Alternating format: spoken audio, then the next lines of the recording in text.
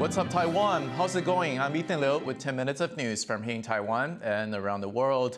Taiwan's ruling Democratic Progressive Party has sworn to crack down on dirty money in politics ahead of elections later this month. But opposition figures say the party is being hypocritical because its own candidates are far from being squeaky clean. Stash Butler reports. No more dirty money. That was the message at Taiwan's ruling party headquarters on Wednesday.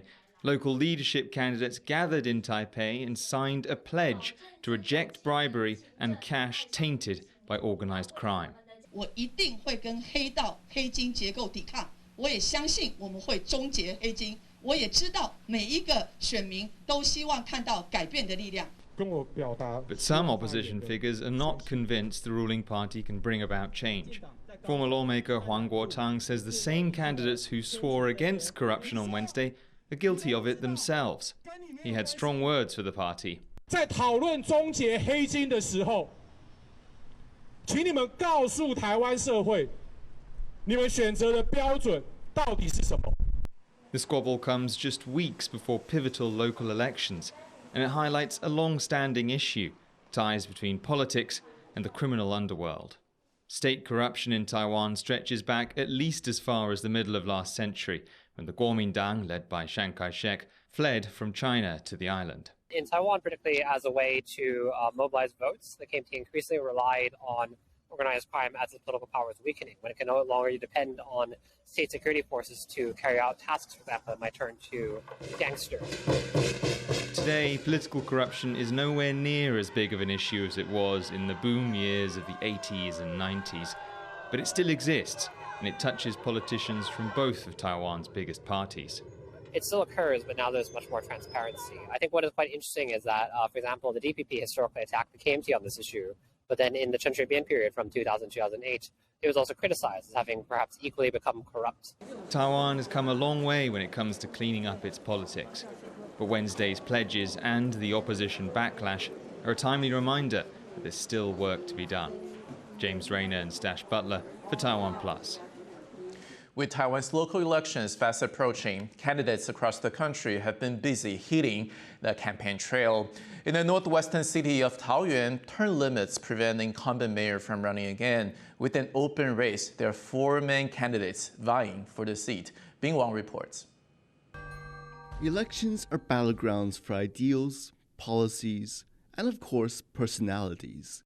But in Taiwan's northern city of Taoyuan, something more unexpected has drawn headlines: a battle over academic ethics.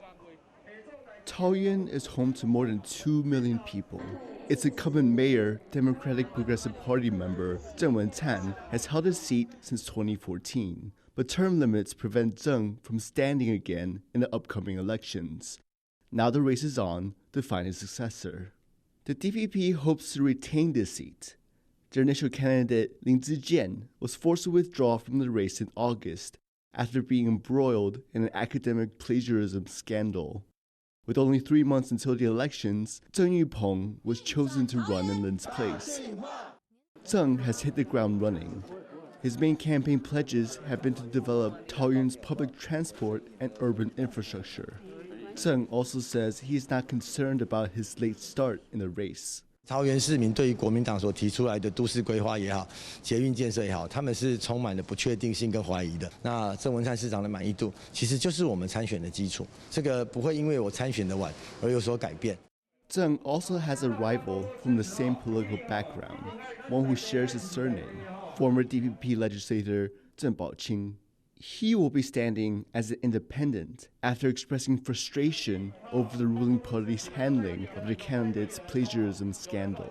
Zheng hopes his ties to the city will help him win over voters. 就是我在这里深耕30年，我是非常了解地方的需求，我是在地人，甚至于人民要怎么样去做才能够满足他们的生活上的困难，我都能够如数家珍。 Before 2014, Taoyuan was a stronghold of the main opposition Kuomintang. The party's candidate this time around, Simon Chang, has also been caught up in controversy. He has been implicated in a different plagiarism scandal. this time over a government-funded research project. But unlike his DPP rival, Chang has so far not let these allegations sink his campaign. Remaining in the race, Chang has focused his sights on attacking the DPP and their governance of Taoyuan. 最近很多件事情已经可以看得出来，他这8年的执政啊，可以用8个字来形容，就是金玉其外，败絮其中。The fourth main candidate is also able to draw from a growing support base. Lai Xiangling will be standing for the Taiwan People's Party. She comes from a background in social advocacy and is known for supporting workers' rights. Parties outside the DPP and KMT have often struggled in Taiwanese elections. But even as an underdog, Lai remains confident she will be able to win over voters. 在两大党之间，抢得市民的青睐是比较吃力的地方。用议题，用我们对于很多事情的这个政见，让市民来认识。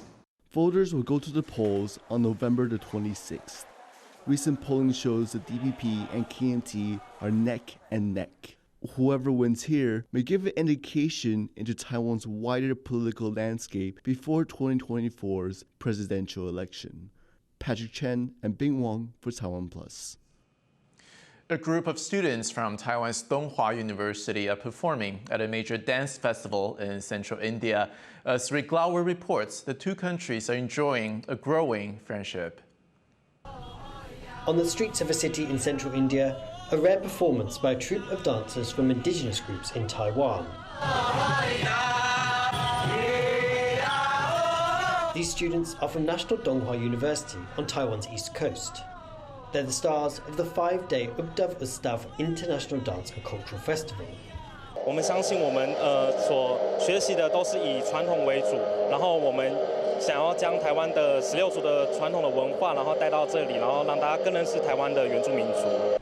Ubdav Utsav is celebrating its silver jubilee and a return to full-scale activities after 2 years of COVID disruptions. To mark the occasion, the festival partnered with Taiwan and, for the first time, invited Taiwanese dancers to join the program. We are happy to joining the Taiwan with our country. We will think that our ties our bonds are strong and stronger, and this is a cultural exchange. It will give long impact on both the countries' relationship. Taiwan's representative to India opened the festival, flagging the two countries' shared values. Taiwan is also famous to be a paradise of foods, natural wonders, and bubble tea. Taiwan-India ties have been warming in recent years, with an uptick in diplomatic, cultural, and economic exchanges.